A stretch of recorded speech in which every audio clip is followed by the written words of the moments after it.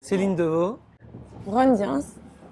Et du coup, on s'est rencontrés parce que Ron faisait partie de mon jury de diplôme quand j'ai passé mon diplôme de l'École des Arts Décoratifs en 2012. Du coup, on est resté en contact après le diplôme et on a collaboré sur mon premier film produit qui s'appelle Le repas dominical. Voilà, j'avais beaucoup aimé son film de fin d'études et je lui ai proposé de travailler sur un nouveau projet.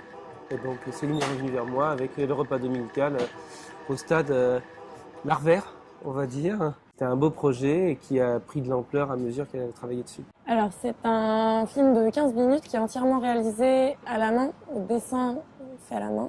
C'est des dessins sur rhodoïdes rétro-éclairés. Enfin, c'est une technique de peinture animée quasiment. Et c'est l'histoire d'un garçon qui va déjeuner dans sa famille le dimanche et qui se retrouve à devoir gérer les projections parentales sur sa propre vie au cours de ce repas qui va s'avérer être un peu sportif. Ses parents aussi auraient besoin d'un verre, se dit-il, autant pour tolérer la présence des convives ce jour-là que pour feindre l'indifférence à propos de l'homosexualité de leur fils, qu'ils vivaient comme un curieux mélange de défaite et d'exotisme. Moi, j'ai un désir à Sacrebleu de travailler sur des projets qui ont un fond, pas qu'une image, mais qui ont un fond en animation, notamment au niveau de l'histoire, de l'originalité de l'histoire. Là, on est en train de finir un film d'une Française d'origine arménienne qui parle de son arrière-grand-mère qui a vécu le génocide. On a un projet avec 2 Israéliens qui vivent au Danemark. Donc voilà, j'essaye de ne rien m'interdire sur les projets que je vais défendre et j'essaye de, le plus possible, de donner aux réalisateurs ce dont ils ont besoin, tout en gardant toujours un esprit critique parce que voilà, l'argent ne suffit pas, il faut toujours bien retravailler le projet et être très exigeant avec soi-même. On vient de terminer un long métrage qui était principalement fabriqué en France à 90%. C'était important pour moi qu'il soit fabriqué en France parce que c'est de l'argent français et qu'il y a des talents en France et qu'à partir de là, j'ai vraiment pas ce désir de sous-traiter en Chine ou dans d'autres pays. Mais la Chine, très clairement, il y a des écoles d'art, c'est des villes entières, quoi. C'est des villes entières et quand ils vont être diplômés et qu'ils vont sortir sur le marché, ça va fondamentalement changer le monde. Le monde des festivals, ils vont recevoir beaucoup plus de films et le monde de la perception. Donc on a travaillé à 90% en France et à 10% au Danemark. Le Danemark a trouvé le complément de financement. Ça s'est très bien passé, c'est un projet que j'ai suivi depuis 2009.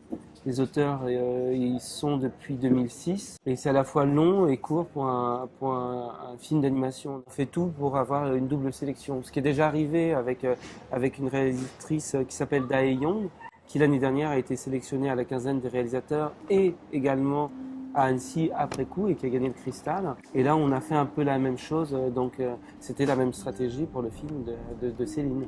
Je pense que c'est intéressant de travailler avec une boîte comme Sacrebleu aussi pour une autre raison, c'est que ils sont pas grégaires en termes de choix techniques et que Ron c'est quelqu'un qui aime l'animation, je pense. Mais non mais je veux dire, l'animation c'est aussi un petit monde avec des codes très spécifiques et qui peut parfois se replier sur sa spécificité technique.